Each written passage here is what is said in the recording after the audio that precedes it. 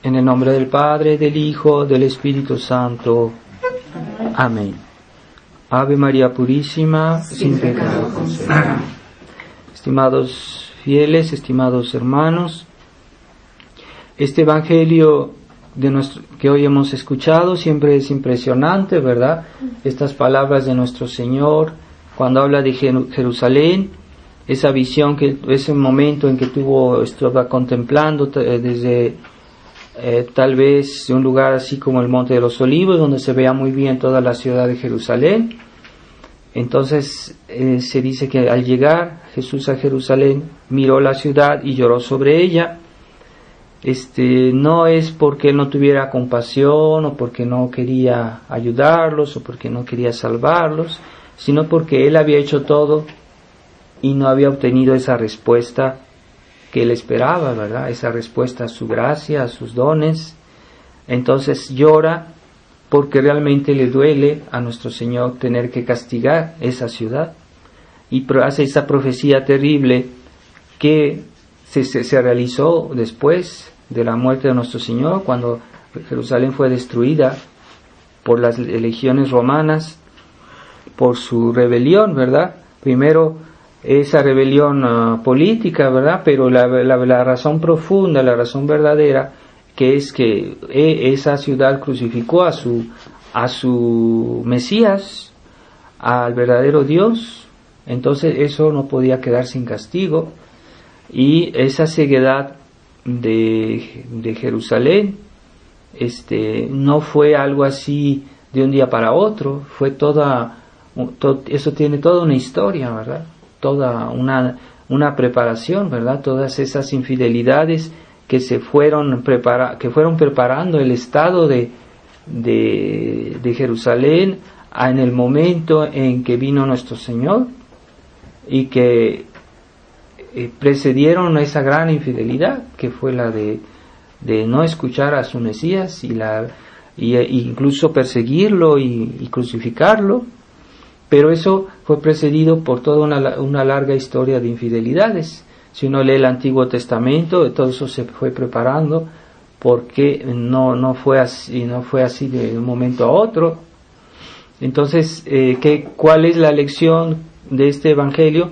Pues es la fidelidad a la gracia, porque debemos ser fieles a las gracias que Dios nos da a lo largo de nuestra vida. Y puede pasar que hay personas que mueren de una manera desesperada, ¿verdad? Y eso nos explica así en el momento, ¿verdad? Es toda una larga historia de infidelidades a la gracia de Dios. Hay personas que toda su vida tuvieron la oportunidad de corregirse, de ser buenos, y siempre despreciaron las gracias de Dios. Entonces eso prepara pues el momento final de nuestra vida, cuando Dios nos llame, y los santos dicen que pues generalmente pues Dios puede a veces tener compasión por las almas y de hacer un acto extraordinario, ¿no? Pero ordinariamente una persona muere como ha vivido, y nuestra muerte nosotros la preparamos todos los días. Si somos buenos cristianos, si somos fieles, tratamos de vivir bien, generalmente se muere como se vive. Es lo que dicen los santos. Pero puede haber excepciones, ¿verdad? A veces hay personas que por una gracia especial de Dios, por la oración de unas personas buenas, a veces Dios concede el perdón, pero no es a razón de sus actos, es en razón de la oración de alguna persona buena alma que pidió por ella, por un santo, etcétera. Entonces a veces Dios concede, pero es excepcional. Ordinariamente una persona muere como vive. Y así que nosotros queremos preparar nuestra salvación, pues tenemos que tratar de ser fieles todos los días, en nuestras pequeñas obligaciones. A veces Dios nos pide grandes esfuerzos, pero no es todo el tiempo, a veces son por momentos. Cada quien, según la medida que Dios le ha dado, los dones, los talentos que nos ha dado cada quien, a veces a algunos les pide más que a otros. Hay personas que han tenido gracias de Dios muy excepcionales, entonces Dios les va a pedir más, ¿verdad? Como a los santos, ¿verdad? La vida de los santos vemos que muchas veces hay santos que tuvieron que hacer grandes esfuerzos, grandes sacrificios, grandes penas, grandes persecuciones, pero ellos también habían recibido dones más grandes de Dios. Así que cada quien, según lo que Dios le da, le presenta, pues debemos responder, ¿verdad? No juzguemos a los demás, juzguémonos a nosotros mismos y en nuestro interior, en nuestro corazón, veamos si hemos hecho lo que Dios nos pide, ¿verdad? Lo que Dios nos presenta, lo que Dios nos ha dado. ¿Hemos respondido siempre con un sí? ¿O hemos respondido siempre con un no? ¿O hemos querido hacer algo así como mitad y estamos jugando con nuestra salvación? Ese es el peligro, ¿verdad? Y que a veces hay personas que mueren de una manera muy inquietante, ¿verdad? Y hay un caso aquí que pasó en la Ciudad de México de un señor que estaba en la calle, se puso enfermo y pues estaba muy mal y lo primero que hizo es decir, llamen un sacerdote porque me estoy muriendo. Y pues en ese momento pasó un sacerdote por ahí y este sacerdote le dijo, deme la absolución. Y se le olvidó la fórmula de la absolución a este sacerdote, no se acordaba. Por más que trataba de darle la absolución, se le olvidó la fórmula de la absolución. Y por ahí pasa otro sacerdote, entonces díganle, llámenlo y tráiganlo para que se confiese. También se le olvidó la fórmula de la absolución. Y pasa otro y también se le olvidó. O sea, es evidentemente un castigo de Dios. Tal vez esta persona fue infiel a las gracias de Dios y quiso siempre decir, después, ¿verdad? Después me convierto, después. Y entonces en ese momento ya Dios no lo castigó, fue un castigo terrible, por haber abusado de las gracias de Dios. Entonces eso no hay que jugar con la bondad de Dios. Dios es bueno, Dios es misericordioso, pero a veces castiga y Dios puede castigar de una manera ejemplar. Entonces todos debemos todos los días, ciertamente Dios tiene en cuenta nuestra fragilidad y que a veces tenemos pecados que casi involuntariamente los hacemos, ¿verdad? Como varias veces les he comentado, pero son esos pecados más tenaces, ¿verdad? Más conscientes, que ofenden mucho a Dios. Y que Dios castiga más severamente, ¿verdad? A veces hacemos un pacto con nuestros pequeños vicios, con nuestras pequeñas debilidades, ¿verdad? Se cuenta que también otro ejemplo, ¿verdad? De un hombre que hizo un pacto con el demonio y que le dijo que quería saber, 3 días antes de su muerte, quería saber pues que iba a morir, ¿verdad? Y sí, lo supo, pero él pensaba que iba a tener suficiente tiempo para confesarse, y no, porque cada vez que sus amigos le hablaban a este señor de confesarse, le llegaba un sueño, una especie de sopor, y no podía hablar de eso. Entonces el demonio no lo dejaba pensar en eso, en esos últimos 3 días de su vida, y murió sin confesarse. Entonces él hizo un cálculo diciendo, sí, Dios es muy bueno, a última hora, ya 3 días es suficiente para que yo me confiese, entonces yo en ese momento voy a pedir perdón. Y todo está arreglado, así que yo por el momento voy a aprovechar, voy a divertirme, voy a hacer pecados, pero como Dios es bueno, entonces yo voy a confesarme en esos últimos 3 días, porque yo voy a saber cuándo voy a morir. Pues no es así, de Dios no se puede uno burlar, ¿verdad? Son casos tal vez muy extremos, ¿verdad? Pero de todos modos todos debemos tomar de estas experiencias, ¿verdad? Que pueden pasar. Entonces esa infidelidad a la gracia se puede ver de varias maneras, porque hay una infidelidad más grosera, ¿verdad? Cuando las personas hacen pecados muy groseros, muy graves. Y hay otra infidelidad, que es la infidelidad a las gracias de Dios, las gracias interiores, ¿verdad? La fidelidad a esas cosas que la gente, tal vez el común de la gente no ve, ¿verdad? Y se puede hablar de los dones interiores que Dios nos da, por ejemplo, de ser fiel en la oración, en nuestras obligaciones cristianas, en decir nuestro rosario, en tal vez de santificarnos de una manera más particular. No solo el hecho de evitar los pecados muy graves, muy aparatosos, ¿verdad? Sino también de evitar la infidelidad a los dones de la gracia, a tratar de ser mejores, a tratar de rezar bien, a tratar de progresar en la vida cristiana.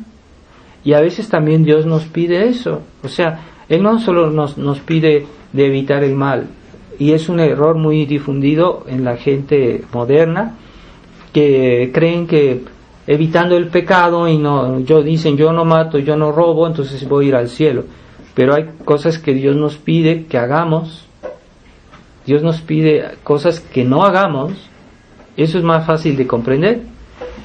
Pero también Dios nos pide cosas que debemos hacer. Entonces eso también puede ser pecado, y se llama pecado de omisión. Hice todo lo que debía, hice todo lo que podía, hice todo lo que Dios quisiera que yo hiciera.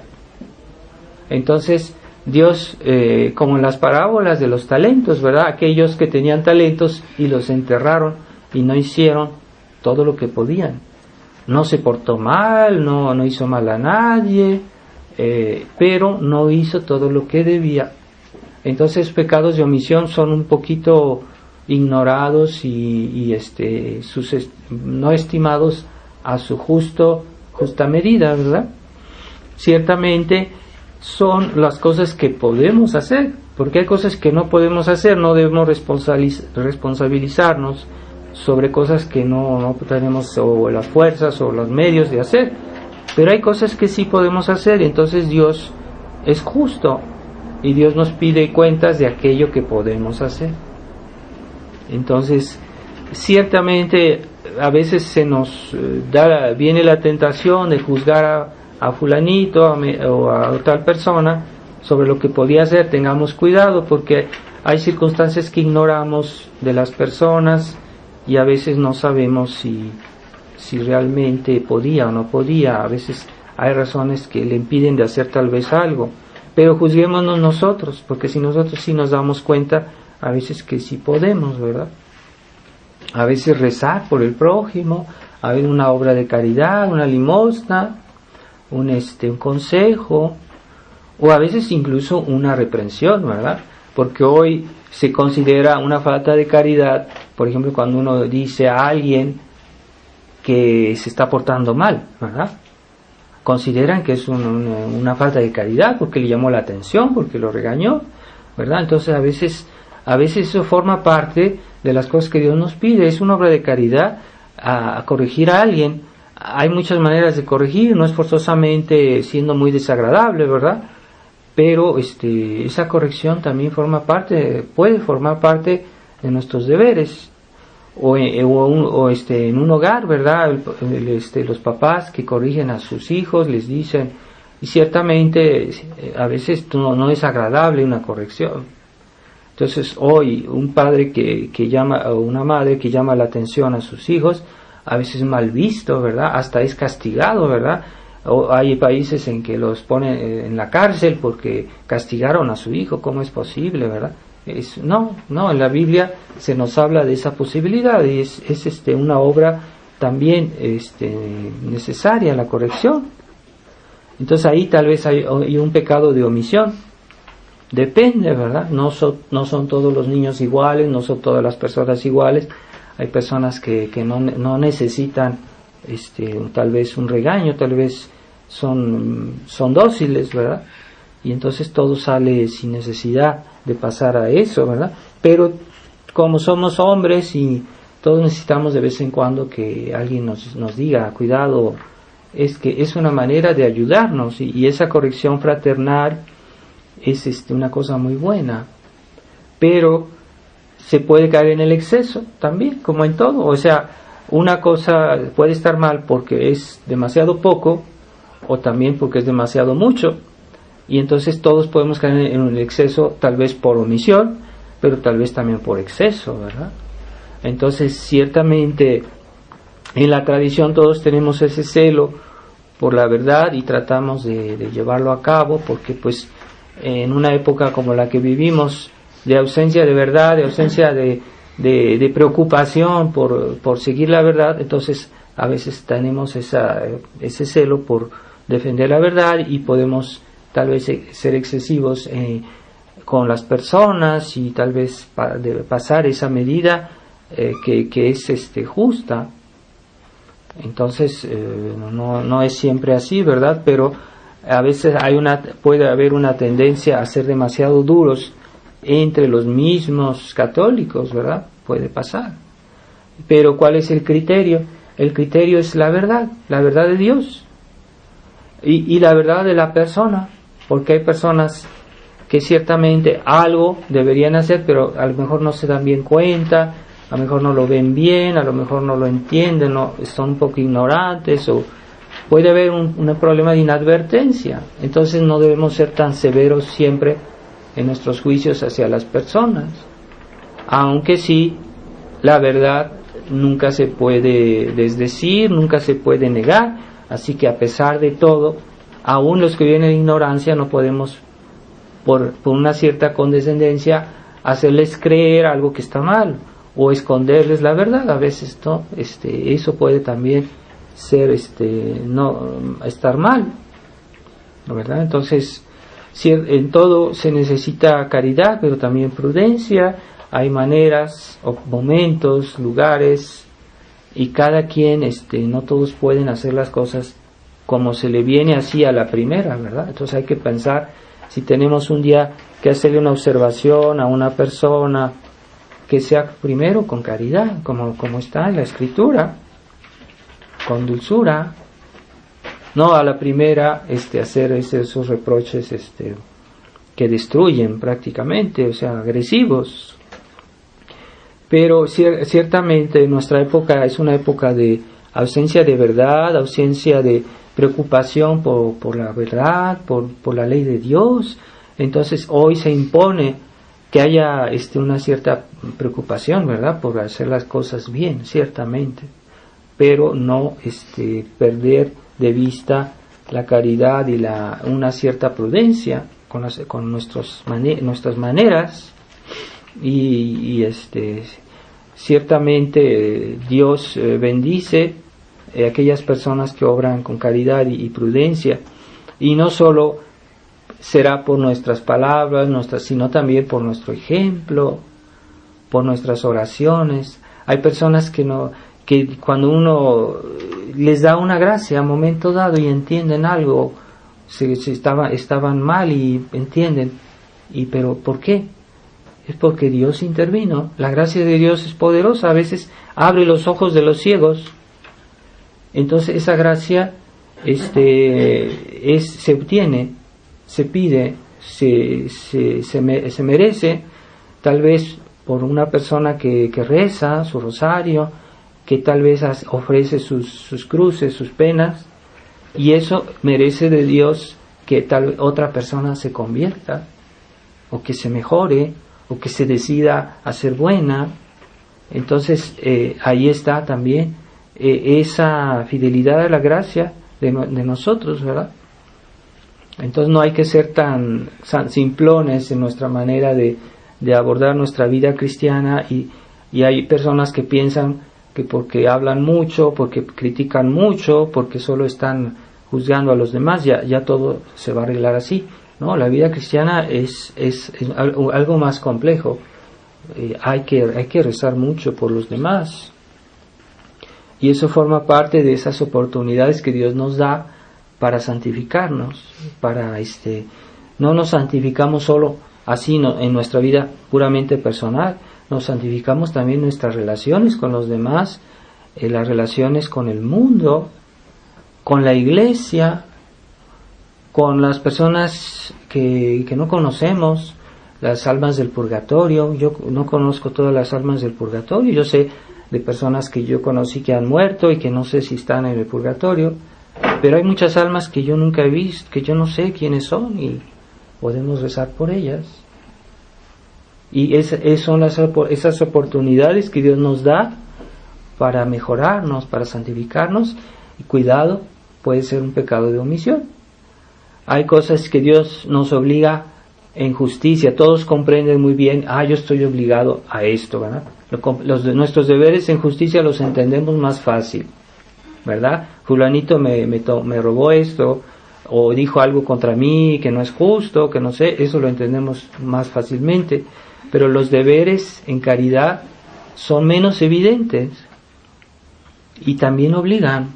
No obliga, una persona no nos puede obligar a tener caridad con ella, porque no tiene es algo en caridad.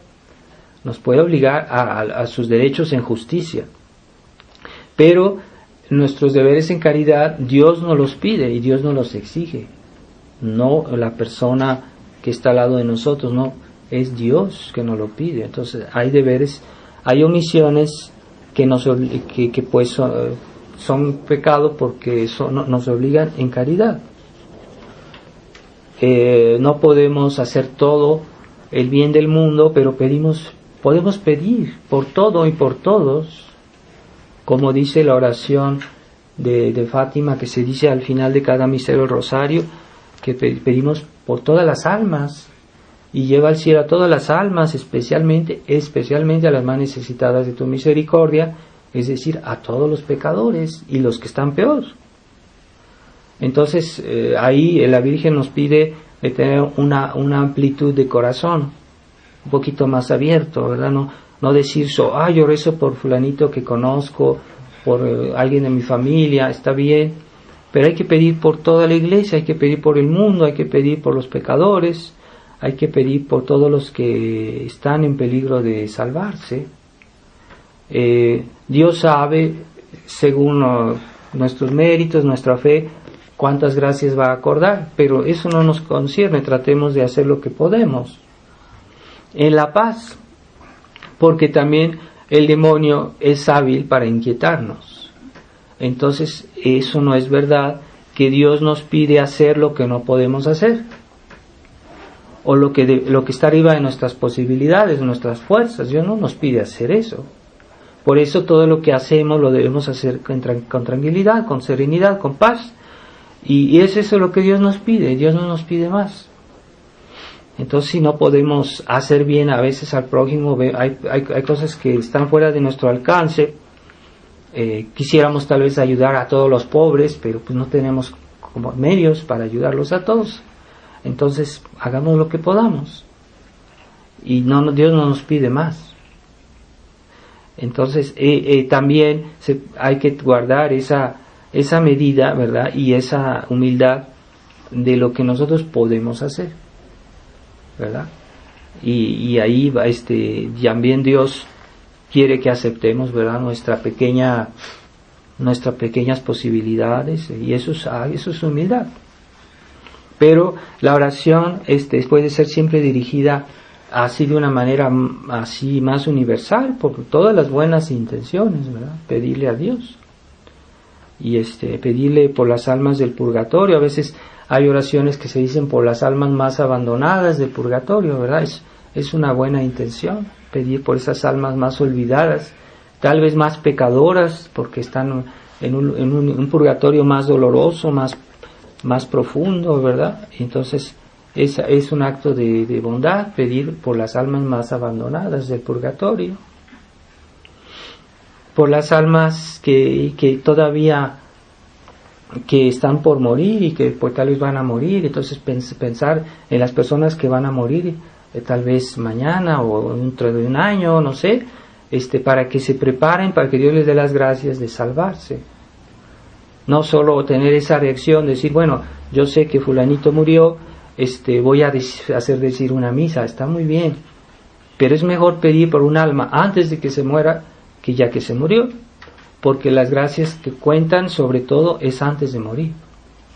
Entonces es bueno pedir, muchas personas hacen decir misas por los difuntos, muy bien. Es también bueno decir misas por los vivos, para que Dios los proteja, para que Dios les conceda la gracia de una buena muerte. Hay personas que rezan por los moribundos, es una obra de caridad muy grande, muy buena. Pedir por los moribundos todos los días. O ofrecer la misa, yo ofrezco esta misa por todos los que van a morir hasta la próxima misa a la que yo asista. Entonces yo pido en esta misa por todas esas almas que van a morir, y a la próxima misa voy a pedir por las otras almas que van a morir hasta mi próxima misa. Entonces es bueno tener esos gestos, ¿verdad? Que deberían ser normales, ¿verdad? Si no somos indiferentes al prójimo, si realmente tenemos amor por Dios y por el prójimo, deberíamos tener esas pequeñas reacciones. Entonces esa fidelidad constante a la gracia es algo fácil si lo asumimos a cada momento. O sea, a cada momento de nuestro día, de nuestros actos, estamos siendo fieles a cada acto que Dios nos va presentando, entonces vamos respondiendo. Entonces el demonio tiene esa costumbre de presentarnos todo de golpe, ¿verdad? Todas las cruces de nuestra vida, y como que si tuviéramos que superarlas en ese instante, ¿verdad? Es una tentación diabólica. Dios no nos presenta las cosas así. Dios nos pide el deber del instante. Y es más fácil, pero esa serie de fidelidades constantes, el día de nuestro juicio Jesús nos las va a mostrar juntas, y nos vamos a alegrar en gran manera de haber sido fieles constantemente en nuestra vida. Entonces y ciertamente la fidelidad, esa fidelidad a la verdad ha perdido hoy a muchas almas, porque cuando era el momento de ser fieles, fueron fieles, ¿verdad? Pero eso se ha visto mucho en la tradición o en la crisis de la iglesia. Muchas personas no han querido responder cuando tenían que responder, y ya después quisieron responder y ya no pudieron, ya no lograron, porque en el momento que Dios les pidió no lo hicieron. Entonces se vuelve una ceguera terrible. Y así fue cuando comenzó la reforma de la Iglesia en el Concilio Vaticano II, que muchos sacerdotes veían el problema, pero no hicieron nada, y se fueron cegando hasta llegar. Entonces esa ceguedad que Dios castiga terriblemente. Y sacerdotes que eran muy buenos, muy católicos, antimodernistas, se hicieron modernistas.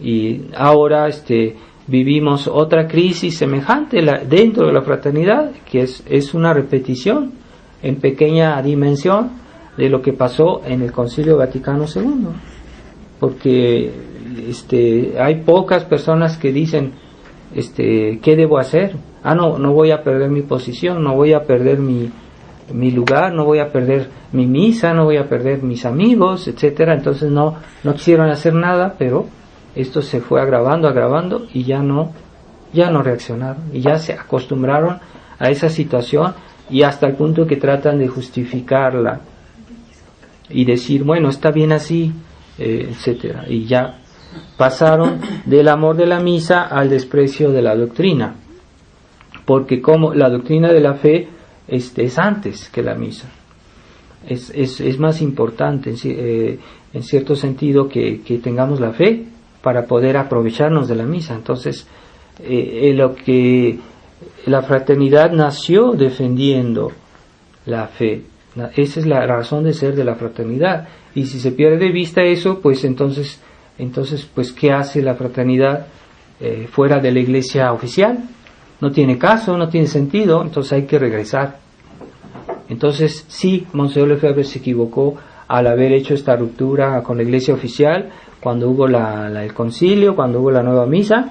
Él nunca debió salir, eso es lo lógico. Entonces, ¿por qué lo hizo? Entonces se está como reprobando su actitud. Y ahora últimamente se ha dicho, ya la fraternidad, la neofraternidad, está haciendo procesos legales contra aquellas personas que citan frases de Monsieur Lefebvre o textos de Monsieur Lefebvre en algún medio, como si ellos fueran propietarios del pensamiento y de toda la doctrina, pero es un abuso todo eso. Cuando siempre es permitido legalmente citar cualquier autor, ¿verdad? Cuando uno escribe un artículo, lo que fuera, en un texto, en una revista o en el internet, está permitido, es legal completamente hacer una cita de cualquier autor. Ya reproducir completamente una obra, un libro, etcétera, ya puede ser ilegal, pero citar las citas, eso no es ilegal. Entonces es muy excesiva esta actitud de querer que ni siquiera se pueda hablar de Monseñor, de su doctrina. Entonces es una traición muy profunda lo que están haciendo, es una cosa realmente inquietante. Entonces nosotros seguimos en el mismo pensamiento y seguimos siendo fieles a aquel que fue fiel a la tradición de la Iglesia. No somos lefebristas, porque eso no es católico. Somos católicos y tenemos la fidelidad a ese obispo que nos permitió practicar de una manera plenaria nuestra fe. Entonces somos fieles a él porque él fue fiel y él quiso que se escribiera en su tumba Tradidico de Taxepi, es decir, yo entregué o transmití lo que yo mismo he recibido. Entonces él no es un culto a su personalidad, no es un culto a él, sino a eso que él nos transmitió, como nos lo transmitieron otros antes que él, ¿verdad? Es simplemente la doctrina católica. Entonces vamos a pedirle a nuestro Señor que nos dé esta fidelidad y que nos libere de ese justo juicio, justo castigo que puede venir a aquellos que no quieren ser fieles a las gracias de Dios, no solo esas gracias interiores, sino también esas gracias exteriores, que son la doctrina de la fe, la tradición, y todos esos dones que Dios nos puede dar a lo largo de nuestra vida y que debemos usar bien, son gracias de Dios, que Dios nos da para que fructifique. Así que vamos a pedirle en esta misa a la Virgen María la fidelidad, que es el don, es su corazón inmaculado, que fue siempre fiel a todas las gracias de Dios, pero siempre en esa serenidad, esa paz. Veremos a la Virgen de Guadalupe, que inspira tranquilidad, paz, pero también fidelidad. Ave María Purísima, sin pecado.